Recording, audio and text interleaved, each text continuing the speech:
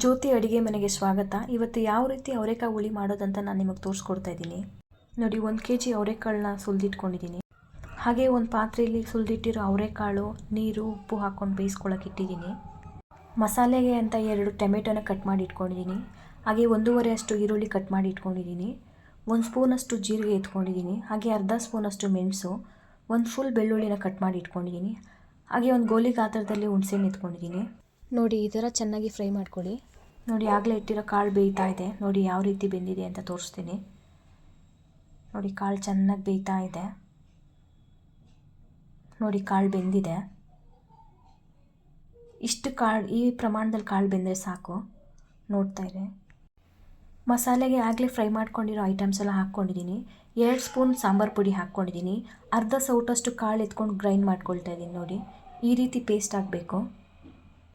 ನೋಡಿ, ರುಬ್ಬಿಟ್ಟಿರೋ ಮಸಾಲೆನ ಕಾಳು ಜೊತೆ ಮಿಕ್ಸ್ ಮಾಡ್ಕೊಂಡಿದ್ದೀನಿ. ನೋಡಿ, ಸಾಂಬಾರು ಯಾವ ರೀತಿ ಕಾಯ್ತಾ ಇದೆ ಅಂತ. ಹಾಗೆ ಒಗ್ಗರಣೆಗೆ ರೆಡಿ ಮಾಡ್ಕೊಂಬಿಡೋಣ. ಒಂದು ಬಾಣಲೆಯಲ್ಲಿ 2 ರಿಂದ 3 ಟೇಬಲ್ ಸ್ಪೂನ್ ಆಯಿಲು, ಸಾಸಿವೆ, ಕರಿಬೇವಿನ ಸೊಪ್ಪು, ಈರುಳ್ಳಿ ಹಾಕಿ ಫ್ರೈ ಮಾಡ್ಕೊಳ್ಳಿ. ನೋಡಿ, ಫ್ರೈ ಆಗಿದೆ. ನೋಡಿ, ಸಾಂಬಾರು ರೆಡಿ ಆಗಿದೆ.